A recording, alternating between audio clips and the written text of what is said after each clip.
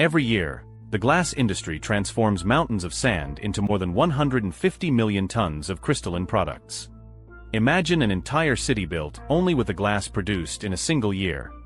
Windows that insulate us from the outside world while flooding our spaces with natural light.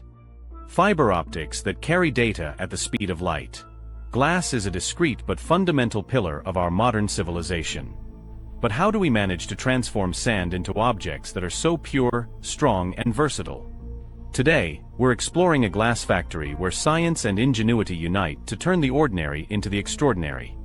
It all begins with a meticulous selection of raw materials. Quartz sand must reach a purity of over 99% to avoid unwanted coloration. It is extracted from specialized quarries and processed into fine uniform grains.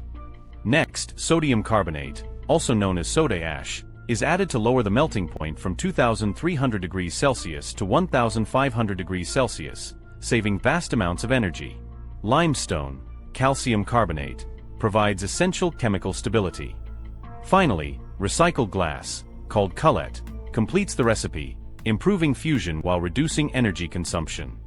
These materials are stored in massive silos, then precisely weighed by computer systems and mixed in powerful industrial blenders. The result is a homogeneous powder called a vitrifiable batch. This powder is fed into a gigantic furnace where temperatures rise above 1,600 degrees Celsius. The mix melts into a viscous, honey-like glowing liquid. It remains molten for 24 to 50 hours, allowing for homogenization and the elimination of trapped gases. At this stage, the molten glass is ready for forming. For flat glass, the float process is used.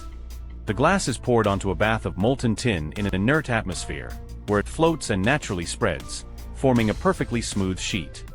Thickness is controlled by extraction speed, ranging from a few millimeters to several centimeters. To produce containers like bottles, IS machines are used. The molten glass is cut into precise gobs, reheated to about 1,100 degrees Celsius, then blown or pressed into successive molds. Each piece takes its final shape with compressed air, and these machines can produce up to 700 objects per minute.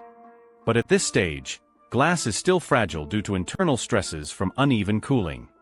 It must pass through an annealing furnace called a layer, where it is first reheated and then cooled very slowly. This annealing process makes the glass stable and strong.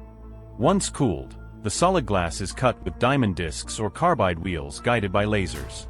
The edges are polished, and each piece undergoes strict quality control. High-definition cameras and laser sensors inspect every surface for the slightest defect. Imperfect pieces are immediately recycled as cullet. Some glass is then tempered, a heat treatment that makes it up to 5 times stronger. This type is ideal for showers, tables, or car side windows. Others are coated with metallic layers to produce mirrors or heat-reflective glass.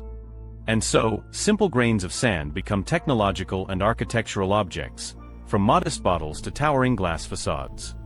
Glass embodies our industrial genius. But its greatest strength is its infinite recyclability. Glass can be recycled endlessly without losing its purity or properties.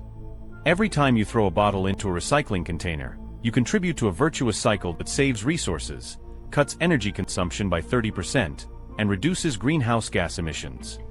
Glass isn't just a material, it's a shining example of sustainability. Asterisk. So next time you hold a glass object, take a moment to think about its incredible journey.